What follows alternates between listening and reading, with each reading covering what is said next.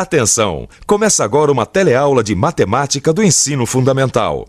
Você vai assistir a teleaula de número 77. Bons estudos!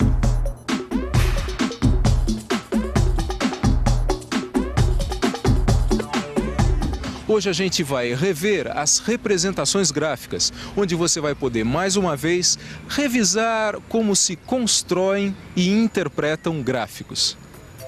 Na teleaula de hoje, você vai rever como são os gráficos de segmentos, os gráficos de barras, os gráficos circulares e, por fim, vai rever como o gráfico cartesiano pode representar as equações e resolver um sistema do primeiro grau.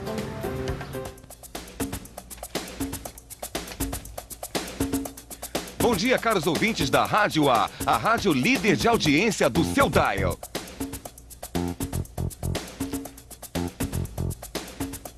Notícias do jornal. Olha, essa aqui é quentinha, hein? Cai a arrecadação do imposto no estado de São Paulo. O caso é muito grave e, pelo que eu estou vendo aqui, a situação vai piorar ainda mais. Se a queda da arrecadação de imposto vai mesmo piorar a situação, isso eu não posso garantir. Agora, uma coisa dá para afirmar sem pensar. Você já reparou que o nosso dia a dia está repleto de gráficos? Em relatórios de empresas, em análises econômicas, em estudos do governo. Enfim, é só você prestar atenção que vai ver como os gráficos cercam o nosso dia a dia. Esse gráfico aqui, por exemplo, é um gráfico de segmentos. Em geral, ele é feito num papel quadriculado com dois eixos, um horizontal e outro vertical. Esse gráfico específico representa a evolução da arrecadação de impostos do estado de São Paulo. Veja que na reta horizontal estão marcados os meses e na vertical os valores da arrecadação correspondente a cada mês. Veja quantas informações esse gráfico traz. No mês de fevereiro houve uma queda brusca da arrecadação, que se recuperou em março, superando inclusive o mês de janeiro. A arrecadação de março foi a mais alta do período. Daí para frente, a arrecadação começa a cair novamente, sem, no entanto, atingir os baixos índices de fevereiro. Você viu como ficou mais fácil a gente visualizar, entender melhor as informações? Pois é justamente essa a grande vantagem que a representação gráfica nos oferece. A gente tem a facilidade, através da visualização, de verificar os resultados que queremos. A gente pode comparar, analisar as causas desses resultados e até mesmo prever resultados futuros. Agora, depois de tudo isso, me diga uma coisa: os gráficos ajudam ou não na nossa vida? É claro que sim, né? Claro que sim, prezados ouvintes. Olha só, os gráficos realmente facilitam nossa vida. Não só facilitam, como também nos dizem muitas coisas. Rádio A rádio líder de audiência do seu dial. Bom dia, quem fala? Oi, aqui é a Penélope, tudo bom? Oi, Penélope, deve ser a Penélope charmosa, não é? Eu estou brincando com você, Penélope. O que você manda? É o seguinte, vocês vivem falando que a rádio de vocês é líder de audiência. Mas outro dia eu estava ouvindo a Rádio B e eles também estão falando a mesma coisa. Olha, Penélope, falar qualquer pessoa pode, não é mesmo? Mesmo porque isso é garantido pela Constituição. Mas você tem como provar que a sua rádio é mesmo líder de audiência? Penélope, eu estou aqui com uma pesquisa que acabou de sair do forno, está quentinha. E quem fez essa pesquisa foi o Ibope. Os dados que ela apresenta, Penélope, não deixam dúvidas. A Rádio A é líder de audiência de segunda a segunda. Um beijo, Penélope. Tchau, tchau.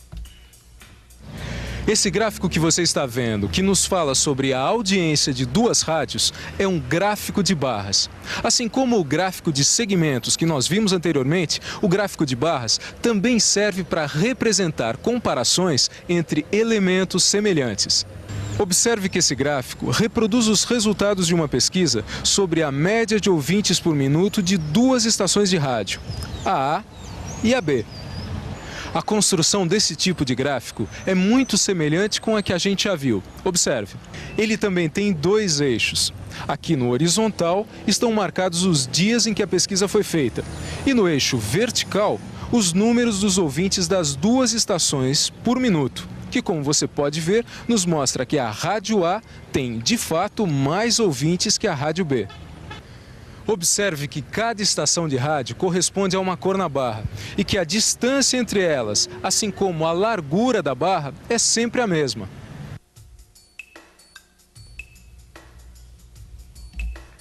Em São Paulo, 9 horas e 30 minutos. É hora de notícia. Essa deu no jornal, hein? Nos últimos 30 anos, os ricos foram ficando mais ricos e os pobres mais pobres. Isso é o que diz a pesquisa elaborada a partir de dados levantados pelo IBGE. Segundo a pesquisa, em 1960, os 10% mais ricos usufruíam de 39,6% da renda nacional. E os 60% da população mais pobre ficavam com 37% dessa renda. Já em 1990, os 10% mais ricos abocanhavam 51,5% da renda nacional, enquanto os 60% mais pobres ficaram com apenas 32,3% da renda.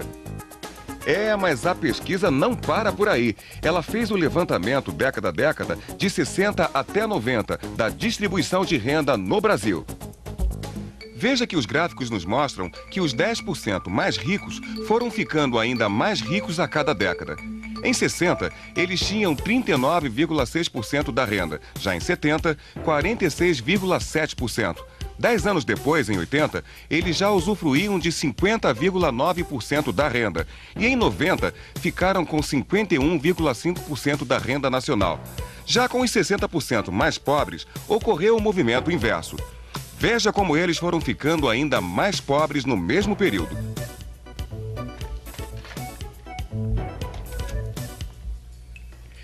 Caros ouvintes, essa é realmente uma situação muito difícil de entender, hein? A situação pode até ser difícil de entender, mas os gráficos, estes estão claríssimos. Esses são os chamados gráficos de setores, ou gráficos circulares, popularmente conhecidos como gráfico de pizzas. Esse tipo de gráfico é utilizado quando queremos representar as relações das partes de um todo entre si e das partes com o todo. Ou seja, nesse caso específico, ele nos mostra a relação das classes sociais com a renda nacional por 4 décadas. O círculo representa o todo, que seria a renda nacional.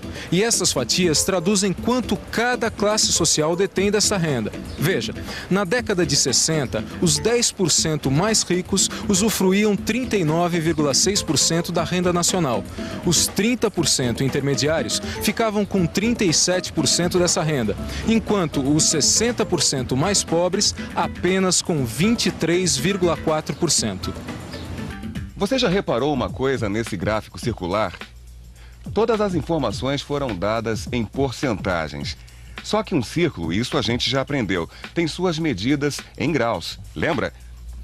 Um círculo, 360 graus.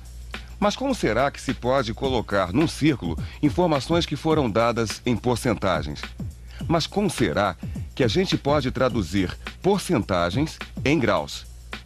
Vamos pensar um pouco? Vamos pensar um pouco. Se o círculo tem 360 graus, então eu posso dizer que os 360 graus, que correspondem ao todo do círculo, são a mesma coisa que 100%. Aí fica fácil. Se eu sei que na década de 60, os 10% mais ricos detêm 39,6% da renda nacional, eu posso concluir que eles vão ocupar no círculo 39,6% dos 360 graus, que são 142,5 graus. Já a classe intermediária usufrui de 23,4% da renda. E 23,4% de 360 graus são 84,2 graus. Que é o mesmo raciocínio que eu uso para representar no círculo a fatia da renda nacional que cabe aos mais pobres. Ou seja, 37% de 360 graus dá 133,2 graus. Como você está percebendo, os gráficos são muito úteis para resolver e interpretar problemas. Um dos exemplos mais claros disso está na resolução de problemas que a gente pode solucionar através de um sistema de equações do primeiro grau. Isso, você deve se lembrar, a gente já viu na nossa teleaula 68. Quando a gente aprendeu como se representam num gráfico cartesiano as equações que formam um sistema, assim como sua solução. Mas se você não está se lembrando bem dessa história de sistema de equações do primeiro grau e do gráfico cartesiano, não precisa arrancar os cabelos. O nosso negócio hoje é recordar, não é? Então vamos lá.